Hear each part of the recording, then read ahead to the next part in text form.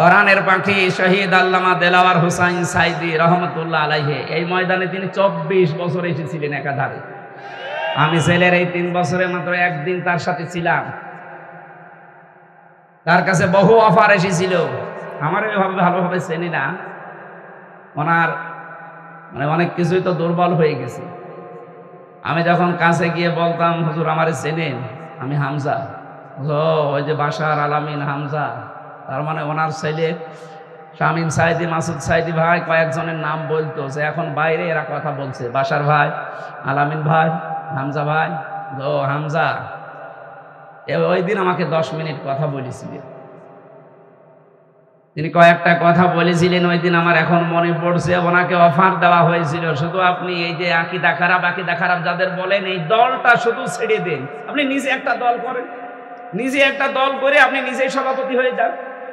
বাংলাদেশে বহু দল এরকম আছে না, দুনিয়ার স্বার্থ পেয়ে নিজে দল খুলেছে, খালি নিজের সভাপতি আর ছেলে সেক্রেটারি, আর কেউ নেই। কি বানিয়ে বললাম? এদেশে বহু দল এরকম আছে, শুধু নিজের সভাপতি আর ছেলে সেক্রেটারি।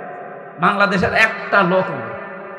উনি যদি নিজেও এই দলটা খুলে সভাপতি হতেন, নিজের সভাপতি ছেলে সেক্রেটারি না, লক্ষ লক্ষ মানুষ পেতেন। সে বুঝে হোক আর না বুঝে হোক। এক কথা বলেন না কেন? সামনে যেন কেউ আবার জালেম না হয়ে যায়। কথা বলেন না কেন? আমরা দেখতে পাচ্ছি বাংলাদেশে এখনো বুঝে হোক না বুঝে হোক, আবেগে হোক আর যেভাবে হোক, অনেকেই জালেম হওয়ার জন্য চেষ্টায় আছে। না, আপনি জালেম হবেন না, মাজলুম হন। মাজলুম হলে অসুবিধা নেই, কিন্তু জালেম হলে খবর আছে, আল্লাহর মামলার আসামি হয়ে যাবেন, জান্নাত হারাম আপনার জন্য। চিন্তা চেতনার পবিত্রতা দরকার আমাদের। আমি তাজ্জিবিন শব্দ থেকে এসেছিলাম।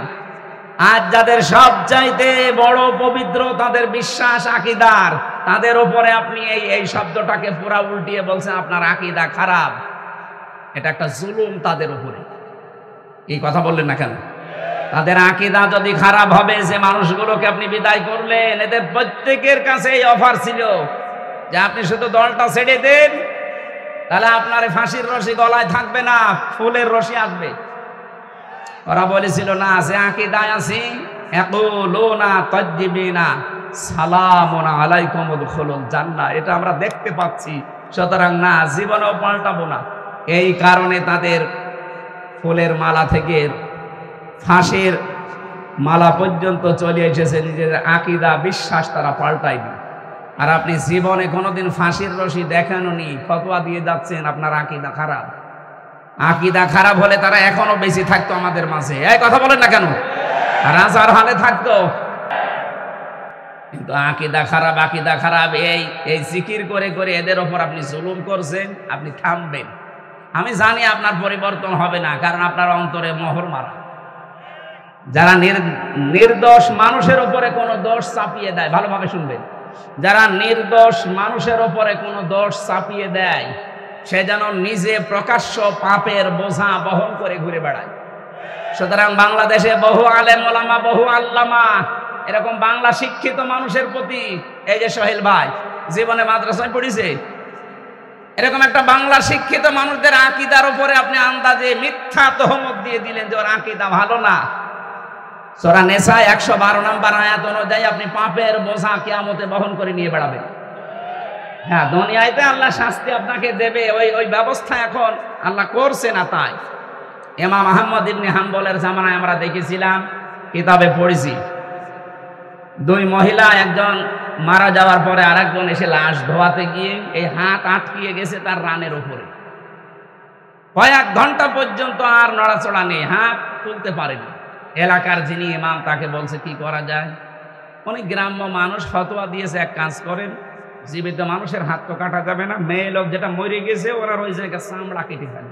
কিন্তু এমন জায়গা এই রানের উপরে, নাভির নিচে হাঁটুর উপরে, এই জায়গায় এই কাজ করলেও হতো। কিন্তু যিনি মারা গেছেন তার স্বামী বলছে না, আমার স্ত্রী মরে গেছে আর এখন চামড়া কাটবেন, মানে দরকার হয় জীবিত মানুষের হাত কেটে ফেলে। জীবিত মানুষের স্বামী যে আছে, কি বলেন, আমরা আসলাম উপকার করার জন্য, আর এখন আমাদেরই আপনি ক্ষতি করবেন? না, আমার স্ত্রী ভালো মানুষ, নেককার মানুষ, আমি আমার স্ত্রীর হাত কাটতে দেব না। আর একটু বড় ইমামের কাছে গেছে, আর একটু বড় জায়গায় গেছে, শেষ পর্যন্ত ওই দেশের প্রধান বিচারপতি ইমাম মালিক মদিনাতে থাকে, তাকে ঘোড়ায় চড়ে প্রায় 80 কিলোমিটার দূরে এই ঘটনা নিয়ে আসলেন। ইমাম মালিক পর্দার আড়াল থেকে জিজ্ঞাসা করলেন, আমি ঘটনা বলার জন্য না, দুইটা শিক্ষা দেওয়ার জন্য, খুব খেয়াল করে শুনবে। আমাদের এখানে বহু মানুষের এরকম গোনা হচ্ছে, তাই বলছি। ইমাম মালিক জিজ্ঞাসা করলেন, মেয়ে কি করিস বলো? মেয়েটা বলে, ইমাম আমি কিচ্ছু করি নাই, আপনি আমাকে বাঁচান।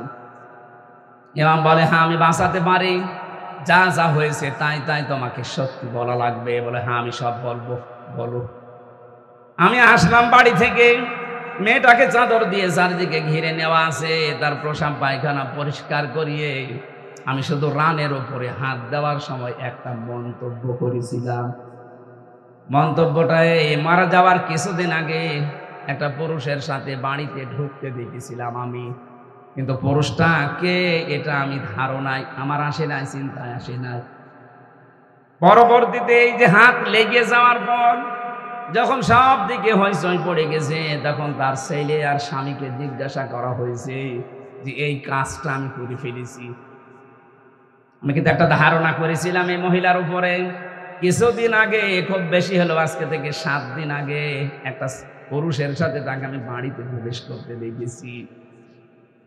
আমি ধারণা করেছিলাম তোমার উপরে তো ফিটফাট ভালোই লাগে, ভেতরে চরিত্র এত খারাপ এ পুরুষের সাথে, অথচ এটা ছিল তার আপন ভাইয়ের ছেলে। ভাইয়ের ছেলে তার জন্য কি হয় বলেন তো? ফুফু। কি হয়? 14 জন পুরুষের সাথে একজন মহিলার দেখা করা যায় যাচ্ছে, তার ভেতরে এটা একটা। কথা বলেন না কেন? 14 জন পুরুষের সাথে একজন মহিলার দেখা করা যায় যাচ্ছে, তার ভেতরে এটা একটা। নিজের আপন ভাইয়ের ছেলে, আপন বোনের ছেলে, এদের সাথে দেখা করা ফুফুর জন্য, খালার জন্য জায়েজ নেই? বলেন বলেন। তা আমি তো পর পুরুষ মনে করে আন্দাজে ধারণা করেছি, নিক্ষেপ করার কারণে আমার মনে হয় আল্লাহ হাত আটকিয়ে দিয়েছে। ইমাম মালিক বললেন, হ্যাঁ এটা আমি ধারণা করছি। কোরআনে কারিম এরকম একটা কথা আল্লাহ জানিয়েছেন, অমাইয়াকে সেবে খতিআতান আও ইসমান সুম্মা ইয়ারমি বিহি বারিআন ফাকাদ ইহতামালা বুহতানা ওয়া ইসমাম মুবিনা। দুনিয়াতে এমন বহু মানুষ আছে নিজে পাপ করে, নিজে অন্যায় করে, আর অন্যায়টা যখন সংগঠিত হয়ে যায় তখন একটা নিরপরাধ ভালো নির্দোষ মানুষের ওপরে দোষটা চাপিয়ে নিজে ভালো সাজে, সে যেন প্রকাশ্য পাপের বোঝা বহন করে নিয়ে বেড়াচ্ছে। আমার তো এই আয়াত পড়ার পরে মনে হচ্ছে বাংলাদেশে বিশেষ করে 15.5 বছরে বহু মানুষ এই আয়াতের সাথে 100 ভাগ মিলে যাচ্ছে। নিজে অন্যায় করে, নিজে রাতের বেলা গাছ কাটে, নিজে রাতের বেলা গাড়িতে আগুন লাগায়, আর ভালো মানুষের ওপরে দোষটা চাপিয়ে তাকে ধরিয়ে দেয়। কথা বলে না কেন? ভালো মানুষ ঘুমিয়ে আছি ঘরে, চোখ খুলে দেখছি থানার হাজতে, কি গো তুই গাছ কেটেছিস? কখন? স্বপ্নে। কথা বলছে, এটা হয়েছে না বানিয়ে বললাম? কখন কাটলাম? আমি তো ঘরে ঘুমিয়েছিলাম, ওই ঘুমের ভেতরে স্বপ্নে। এই জন্য মামলা ওরকম স্বপ্নের মামলা, গায়েবী মামলা। এক একজনের নামে 300, 500, 550 পর্যন্ত মামলা দেখেছি। সত্যি মামলা হলে 5টার বেশি তো দিতে পারে না। 550 মামলা কিভাবে দিলেন? স্বপ্নে। কি করিয়েছেন বলেন তো আপনি? 3 বছরে বহু মানুষ আমাকে এসে বলছে, হুজুর আমার মামলা 313টা। মনে হচ্ছে বদরের সাহাবীদের উনি পুজিয়ে ফেলেছেন। ইমাম মালিক ডাক দিয়ে বললেন, আল্লাহর বান্দি, তুমি যে অপরাধ করেছো, এই যে আন্দাজে একটা নিরপরাধ মানুষের ওপরে এটা নিক্ষেপ করার কারণে তুমি পাপের বোঝা বহন করে এখন নিয়ে বেড়াচ্ছ, আল্লাহ আটকিয়েছে এই কারণে। হ্যাঁ তোমাকে মুক্তি দিতে পারি, 2টা শর্ত মানা লাগবে। কোরআনে কারিম জানাচ্ছে, ওয়াল্লাযীনা ইয়ারমুনাল মুহসানাতি সুম্মা লাম ইয়াতু বিআরবা'আতি শুহাদা ফাজলিদুহুম 80 জালদান সামানিনা জালদাতান ওয়ালা তাকবালু লাহুম শাহাদাতান আবাদা ওয়া উলাইকা হুমুল ফাসিকুন। সূরা নূরের 4 নম্বর আয়াতে আল্লাহ দুইটা তথ্য দিয়েছেন। আল্লাযীনা ইয়ারমুনাল মুহসানাত, যারা নেককার সতী সাধবী নারীর উপরে জেনার তহমত লাগায়, অপবাদ দেয় ব্যভিচারের, সুম্মা লাম ইয়াতু বিআরবা'তি শুহাদা, 4 জন সাক্ষী জোগাড় করতে পারে না। আল্লাহ বলেন ফাজিলিদুহুম সামানিনা জালদা, তাদের প্রথম শাস্তি 80টা বেত মারা লাগবে। 2 নম্বরে ওয়ালা তাকবালু লাহুম শাহাদাতান আবাদা, কখনো তাদের সাক্ষী আর এই দুনিয়ায় গ্রহণ করা হবে না। তুমি যেহেতু অপরাধ করে ফেলেছো বিনা কারণে, একটা নিরপরাধ নেককার মহিলার উপরে জেনার এই তহমত লাগিয়েছো ধারণার মাধ্যমে, সুতরাং তোমাকে 2টা, 1 নম্বরে 4 জন সাক্ষী জোগাড় করা লাগবে। কোথায় পাবে? সাক্ষী আছে? এটা যখন নেই তোমার 2য় নম্বর।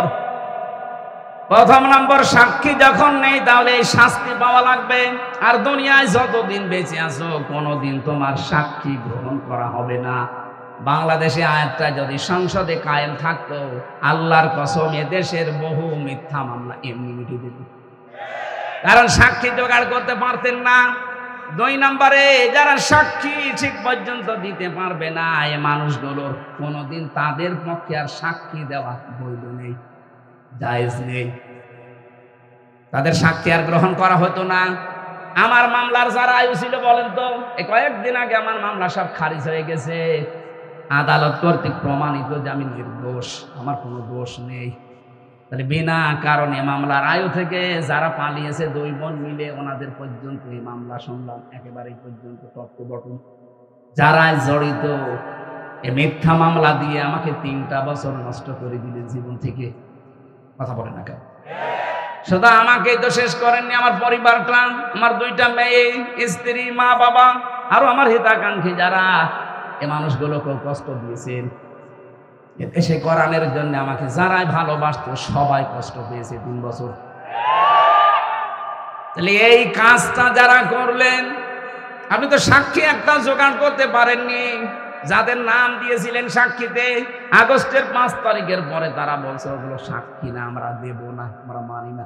টাকা পেয়েছিলেন, টাকা খেয়ে সাক্ষী তারা তো দিল না, মামলা খারিজ হয়ে গেল। এমনকি ওই দিন আমি দেখেছি, আমি আদালতে নিজে দাঁড়িয়েছিলাম, জজ সাহেব এগুলো দেখার পরে বলছে কি দেখে বিচার করবো, তো কোনো মাল নেই, সব খারিজ করে দিলাম। মনে মনে বলছিলাম যে স্যার, এই 3 বছর তো মামলা আপনার কাছে ছিল, তখন তো বলেননি মাল নেই, হঠাৎ করে এখন বলছেন যে মাল নেই। মানে এই কথাই আমাকে বলতো, হুজুর কিছু করার নেই, হাত বাঁধা ছিল। কথা বলছেন, এতদিন পর্যন্ত হাত বাঁধা ছিল, এই জন্য কিছুই বলতে পারি না। এখন হাত খোলা আছে, যা আসবে এরকম কিছু পাইলে আমি খারিজ করে দেব। ওই দিন আমাদের একবারে 9 জনকে মামলা থেকে অব্যাহত দিয়ে দিয়েছে। আমরা চাই এদেশে শুধু একটা হাত খোলা ছিল, আর বাকি সব হাত বাঁধা ছিল। এখন যেহেতু সব হাত খোলা আছে, এই জন্য কিছুটা ন্যায় বিচার পাওয়া যাচ্ছে। আগামীতে যারা আসবে, এদেশে সবার হাত যেন আবু সাঈদের মতো ভাবে খোলা থাকে। হাত খোলা থাকলে ন্যায় বিচার পাওয়া যাবে। এই যে যারা আমার মামলার আয়ু থেকে শুরু করে যারা জড়িত, এই মানুষগুলোর সাক্ষী আর কোনোদিন গ্রহণ করা হবে না। আর নিরপরাধ মানুষের প্রতি জঙ্গি মামলা দিয়েছিলেন, যেটা আমি জানি না। আপনি যদি আমাকে বলতেন যে এই শিবির করে, জামাত করে, তাও তো একটা মেনে নেওয়া যেত, তাও তো আমি এই সময় অ্যাক্টিভ ছিলাম না। আর আপনি আন্দাজে এমন মামলা দিলেন যে বলেন না আমি শুনিনি। যে যে অপরাধ করে না, ওই অপরাধে তাকে যদি কেউ অপরাধী বানায়, ওই অপরাধ যতদিন সে না করবে ততদিন তার মরণ হবে না। এই জন্য জঙ্গি নাটক যারা সাজিয়েছিলেন, আজ প্রায় সবগুলো তারা এই জঙ্গি মামলারই আসামি। বিশেষ করে কাউন্টার টেরোরিজমের ওই সময় যিনি প্রধান ছিলেন, ওর নাম মনিরুল। এই জঙ্গি শব্দটাকে পুঁজি করে দেশে বহু মানুষকে মাটির নিচে নিয়েছে, বহু মানুষকে জীবিত অবস্থায় চান কবজ করে ফেলেছে।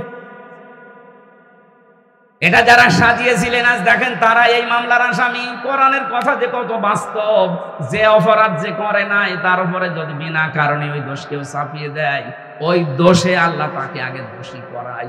এগুলো যারা জড়িত তাদেরকে আল্লাহ এই অপরাধী এখন বানাচ্ছে। আপনারা শিক্ষা নেবেন, আন্দাজে বিনা কারণে নিরপরাধ মানুষকে যেন উল্টা পাল্টা দোষ দেবেন না। কথা বলেন না কেন? এরপরও যদি কারো শিক্ষা না হয়, আমার মনে হয় ওর কপালে হেদায়েত আর নেই। তুমি যেহেতু সাক্ষী জোগাড় করতে পারো নাই, তোমার শাস্তি এখন হবে কি? 2 নম্বরে সামানিনা জালদা, 80টা বেত মারা হবে। জাল্লাদকে নিয়ে আসো। 80টা বেত চলছে, 79টা হয়ে গেছে, হাত খোলে না। জাল্লাদ বলে, ইমাম কি করবো, আর একটা বাকি আছে। ইমাম সাহেব বললেন, দাঁড়ান, আমি কোরআনের আয়াতে 100% বিশ্বাস করি। আল্লাহ পাক কোরআনে কারিমে জানিয়েছে, ওয়া তাম্মাত কালিমাতু রাব্বিকা সিদকাও ওয়া আদলা লা মুবাদদিলা লিকালিমাতি। আমি আল্লাহ কোরআনে যত কথা দিয়েছি সব সত্য, সব কি? আরো জোরে বলেন। 2 নম্বরে ইনসাফপূর্ণ। 3 নম্বরে কোনদিন আমার কোরআনের কথা কিয়ামত পর্যন্ত কোনো পরিবর্তন হবে না, রদ বদল হবে না। 80টা তো দিয়েছি, সামানিনা জালদা, জীবনও তো হবে না। 79টা হয়েছে, আর একটা বাকি আছে। ঠিক আছে, মারো। আর একটা যখন মারা হয়েছে সঙ্গে সঙ্গে হাত ফিরে গেছে। আমি কি বোঝাতে চাইলাম বলেন তো? আন্দাজে একজনের উপরে বিনা কারণে দোষ চাপিয়ে দেবেন, আর মনে করছেন আমার তো কিছুই হচ্ছে না। আপনি প্রকাশ্য পাপের বোঝা কিয়ামতে বহন করে নিয়ে বেড়াবেন। টের পাচ্ছেন কি বললাম? এরপরেও যদি আপনার বিবেকের এই দরজা না খোলে, কি দিয়ে আঘাত করবে খুলবে বলেন? আমরা সাবধান হব এখান থেকে।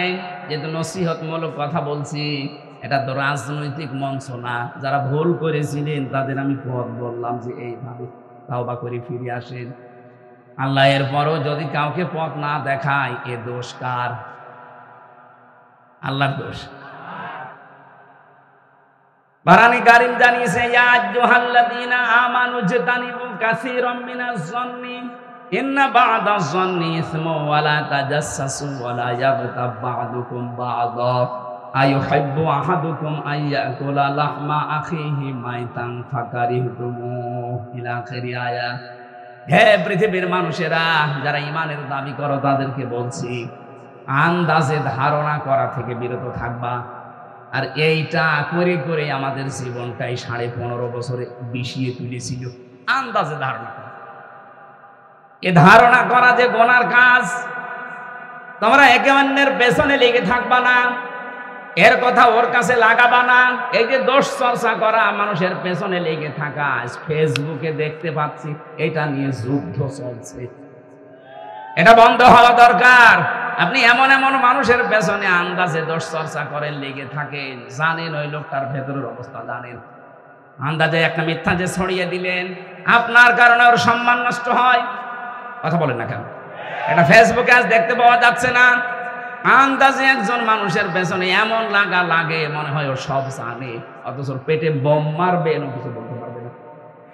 আশা করছে এই গোনা থেকে আপনি মুক্ত হবেন এক্ষুনি। সঠিক না জেনে আন্দাজে কোনো কথা বলবেন না। আমি এর আগে কিছু বলে ফেলেছিলাম, আমি তওবা করে নিয়েছি। না, আমি মিথ্যা বলিনি, আমি ভুল তথ্য মিস্টেক হওয়ার কারণে বলে ফেলেছিলাম। তাও আমার নিজের কথা না, আমাকে বলা হয়েছিল, আমি যাচাই না করে বলেছিলাম। এই জন্য যাচাই না করে বললে যে ক্ষতি হয়ে যায়, এটা আমি টের পেয়েছি। এই যে ফারুকের কথাটা বলেছিলাম, এটা আমার কথা না। বগুড়াতে ওই দিন স্টেজে ওঠার আগে কওমি মাদ্রাসা মহাতামিম, উনি আমাকে মোটরসাইকেলে নিয়ে যাচ্ছিলেন স্টেজে দিনের বেলায়। ওই সময় আমাকে ওঠার আগে বললেন যে কিছুক্ষণ আগে ফারুকি কট খেয়েছে আর আসিফ মাহমুদ স্যার ওই জায়গায় ইন হয়েছে। ওনার কথাটা আমি আসলে যাচাই করার সময় পাইনি। ওখানে আর 1.5-2 মিনিট পরে আমি স্টেজে, এই জন্য বলে ফেলেছিলাম, এটা ঠিক হয়নি। এরকম আরো যে তথ্যগুলো বিভ্রাটের কারণে, যে যাচাই বাছাই না করে যেগুলো বলেছি ওগুলো আমি জাতির কাছে স্বীকার করছি, ক্ষমা চাচ্ছি। বাকি যেগুলো কোরআন হাদিস থেকে তথ্য দিয়েছি, একটা তথ্য আমার জানা মতে অন্তত ভুল হয়নি। জেনারেল কিছু কথা হয়তো গড়মিল হতে পারে, মিথ্যা না, মিস্টেক হতে পারে। মিথ্যা আমি বলিনি কোনো তথ্য। কোরআনে কারিম তো প্রশ্নই আসে না, হাদিসেরও প্রশ্ন আসে না। জেনারেল যে কথা, বাংলা কথা কিছু বলা হয়, এর ভেতরে হয়তো যাদের কাছে শুনেছি এই মানুষগুলো ওই রকম গ্রহণযোগ্যতা সম্পন্ন মানুষ না। এই জন্য আমি জাতির কাছে এটা রেকর্ড হচ্ছি। ভুল করলে স্বীকার করা এটা দোষের কিছু না। এই কথা বলেন না কেন? এটা আমি কোরআনের পাখির কাছে শেষ শব্দ শুনেছিলাম যে ভুল কিছু করলে স্বীকার করবা, এর দ্বারা সম্মান আরো বাড়বে। কিন্তু আমাদের চরিত্র, বাংলাদেশের মানুষের ভুল করলে স্বীকার করা তো দূরের কথা, আরো বৃদ্ধি বাড়ে। এই কথা বলেন না কেন? এখনো পর্যন্ত যারা এই 5 আগস্টের সাথে জড়িত, এত বড় গণহত্যার সাথে, এখনো অনেকে স্বীকার করতে রাজি না। স্বীকার করেন, আপনি অনুশোচনা করেন, অনুতপ্ত হয়ে বলেন যে না, ভুল হয়ে গেছে, শাস্তি যা আছে দিন। তাহলে শাস্তি যা আছে, 165টা মামলা হয়েছে।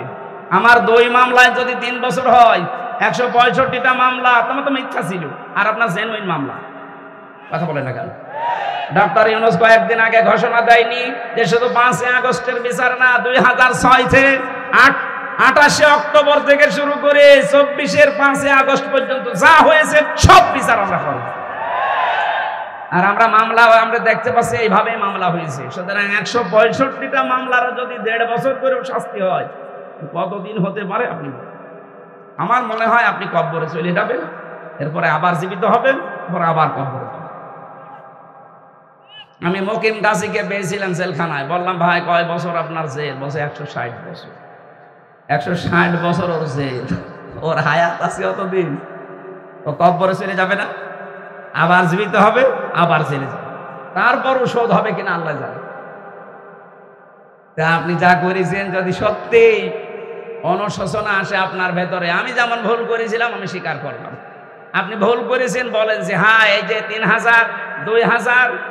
3,732 জন মানুষ হত্যার সাথে আমি জড়িত, আমার নির্দেশে 6 সাল থেকে আরম্ভ হয়েছে, বলেন না কেন, অসুবিধা কি? কারণ আপনি তো বলেছিলেন লোকে বইটা নিয়ে আসে, এরা তো আর এমনি যেতে চায়নি, আপনি বলেছিলেন, এরা নিয়ে গেছে, আপনি হুকুমের আসামি। এই কথা বলছেন না কেন? এটাকে আমি মিথ্যা বলছি না সত্য? একেবারে পানির মতো সত্য দেখা যাচ্ছে।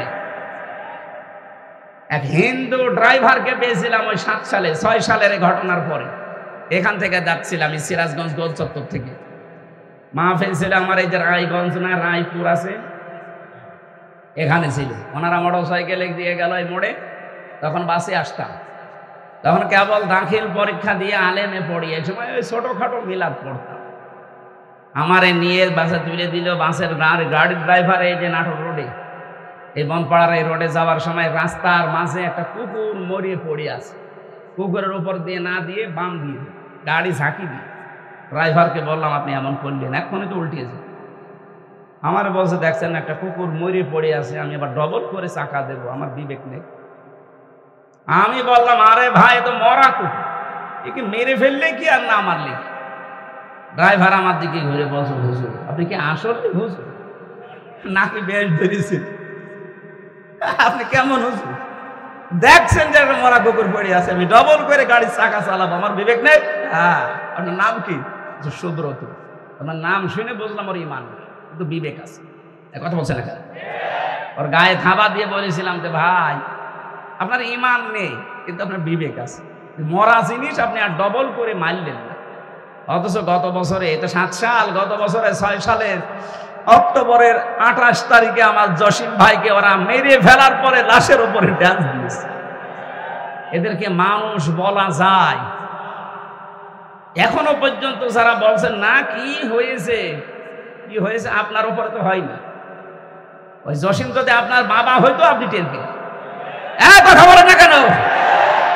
জানে যার কাছে যে অপরাধ আমরা করি তার কাছে যে স্বীকার করব, অনুশোচনা করব, অনুতপ্ত হব, এটা আমাদের আদি পিতা করেছিলেন, এই জন্য সে মাপ পেয়েছেন। শয়তান করে না, এই জন্য সে মাপও পায়। হযরত আদম আলাইহিস সালাম বলেছিলেন রব্বানা যালামনা আনফুসানা, হে আল্লাহ আমার ভুল হয়ে গেছে, আমি জুলুম করে ফেলেছি, তুমি যদি আমার উপরে রহমত নাজিল না করো, আমাকে যদি মাফ না করো, তাহলে আমি ক্ষতিগ্রস্ত হয়ে যাব। অন্যায় করার পরে স্বীকার করা, আফসোস করা, অনুশোচনা করা, অনুতপ্ত হওয়া, এটা আদম আলাইহিস সালামের খাসলত। কথা বলেন না কেন?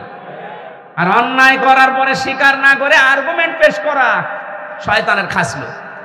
ও বলেছিল আনা খায়রুম মিনহু খালাকতানি মিন নার ওয়া খালাকতাহু মিন তিন, যে আমি একে সেজদা দেব মানে আমি আগুনের তৈরি আর ওটা মাটির তৈরি।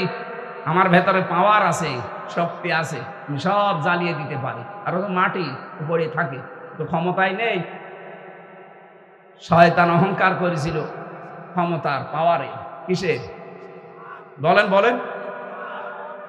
শয়তান যদি ক্ষমতার অহংকার করার কারণে আল্লাহর কাছে দুইটা জিনিস থেকে চির বঞ্চিত হয়েছে। এক নম্বরে শয়তান কোনোদিন ক্ষমা পাবে না, দুই নম্বরে শয়তান কোনোদিন জান্নাত পাবে না। এই 15.5 বছরে যারা ক্ষমতার দম্ভ দেখিয়েছেন, যারা ক্ষমতার দম্ভ দেখিয়েছিলেন, বলেন তো এই শয়তানের সাথে মিলে যাচ্ছে কিনা? আমি কোরআনে কারিমে একটা আয়াত পেয়েছি, আল্লাহ পাক বলেন ফাতিলকা বুয়ুতুহুম খাওফিয়াতাম বিমা যালামু। আল্লাহ যেন হাত দিয়ে দেখাচ্ছে, হে নবী ওই যে ওই ঘরের দিকে তাকান। ফাতিলকা বুয়ুতুহুম খাওফিয়াতাম বিমা যালামু ইন্না ফি যালিকা লাআয়াতাল লিকাওমি ইয়ালামুন। এটা সূরা নামলের ভেতরে আছে, 52 নম্বর আয়াত। আপনি একটু তাকান না কেন? আমি হাত দিয়ে দেখাচ্ছি, ওই যে ওই ঘর, যে ঘরে বসে জালেমরা দুর্বিসন্ধি করত। আজ সারা বাংলাদেশের 64 জেলার অবস্থা এক। যেখানে যেখানে জালেমরা দুর্বিসন্ধি করেছে ইসলামপন্থী মানুষদের বিরুদ্ধে, এ ঘরগুলো আজ আল্লাহ উজাড় গৃহ বানিয়ে দিয়েছে। আমার কুষ্টিয়ার খবর বলছি, সারা দেশের অবস্থায় কিন্তু একই। আপনি তাকান, এই ঘরগুলো আজ আল্লাহ মনে হচ্ছে হাত দিয়ে দেখাচ্ছে, ওই দেখ হানিফের ঘরের দিকে তাকা, টয়লেট বানিয়ে দিয়েছে, জাতীয় টয়লেট। আবু জাহেলের বাড়ি বানিয়েছিল আন্তর্জাতিক টয়লেট। এখানে তো আর আন্তর্জাতিক মানুষ আসে না, এই জন্য এটা বানিয়েছে জাতীয় টয়লেট। ইনোর বাড়ি বানিয়ে দিয়েছে জাতীয় টয়লেট। শুধু ওর বাড়ি না, ওর চেহারা পর্যন্ত মানুষ এখন পচা ডিম মারছে। এই কথা বলেন না কেন?